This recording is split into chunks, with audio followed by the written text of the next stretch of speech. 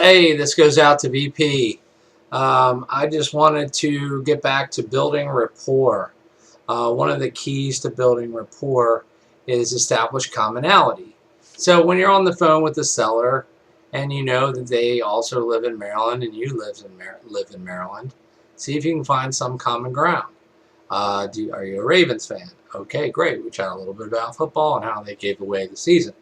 Um, and that's if it's a guy. If it's a lady, maybe you talk about downtown Baltimore or the Maryland Science Center or whatever the case may be. So the key to building rapport is establishing commonality. So once you do that, then they start to warm up. I mentioned the things earlier today about telling them, who you are, what you do, why you do it. Most of the people want to know that information, and I like to just get it out of the way at the beginning. And then I will probably include, I don't know if I can attach it, but if not, just email me, peopleconductor@gmail.com, peopleconductor@gmail.com, and I'll send you a seller lead sheet. So I go through the lead sheet, beds and baths, and then I say, can you tell me a little bit about the property? What kind of condition is it in? And so you want the seller of the property, the owner of the property, you want them talking as much as possible. And the more they talk and the more they tell you their story, the more on a subconscious level they're bonding with you. So what happens too often with especially a new wholesaler is they want to go down the list and they want to interview them. Okay, how many beds do you have? How many baths do you have? Okay, what's the square feet? How much work does it need? Does it have a driveway or a garage? And they just go down the list. Do you have a mortgage? How much is your mortgage? And you haven't, I equate rapport building to sometimes to dating. If you're taking a date out to dinner and you try and French kiss her, right after the appetizer, that's kind of what you want to avoid when you're trying to build rapport with the seller. Is you're not interviewing them, you're not grilling them, you're getting information, you're getting questions answered.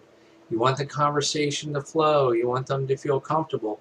You want to handle them the way you would want to be handled. So if you had a property and someone sent you a letter and you called out of curiosity and you've been thinking about selling and you don't really want to deal with a real estate agent, but some wholesaler calls you up and or you get a letter and you call them back and you're talking on the phone, you want to basically have it flow. So the whole key to the conversation is asking these questions. Tell me a little bit more about it, and people want to tell their story. And I will tell you right now, this goes beyond anything that any guru typically teaches. And I want you to wrap your hands around this one because it's really, really important.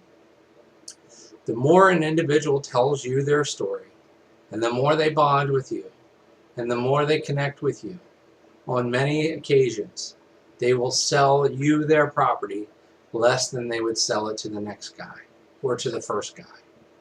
I had a deal a couple of years ago, or it was the summer of 2012, I think, or spring. It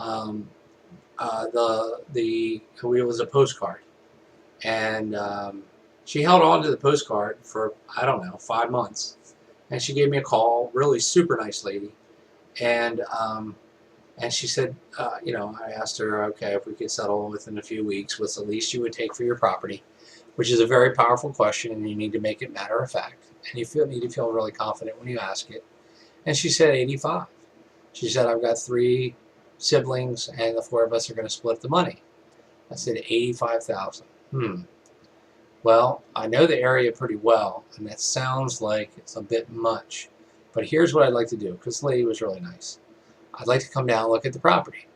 So we evaluated the property, and it needed like $82,000 in repairs. So we offered her 36, and we sold it at 40, and we assigned the contract to a rehabber for $47,500 3 days later. I could have marketed it for 50, 52, probably could have gotten it. But for me, wholesaling is about speed. It's not about money. It's about relationships and bringing someone value. You know, if there's a property on the market in the same neighborhood, on the MLS, same condition for 50 grand, and you bring a deal to a rehabber for 47.5, and you make money, and they get a good deal, then they're going to come to you back over and over again, and they're going to be waiting in line for your deals, and then their word's going to get out, and then people are going to be banging on your door, find me a deal, find me a deal, find me a deal. So in the bottom, go to the link for motivated sellers. Start sending out letters. There are a bunch of different places that do marketing. And a friend of mine, Russ Gerwer, he owns dirtcheapyellowletters.com. So you might want to reach out to him. And have a good one. Build rapport. Be comfortable. Be confident. Be relaxed. This is Tom Black, the People Conductor, signing out. We're looking to have as many people climb aboard this fast-moving train in 2014.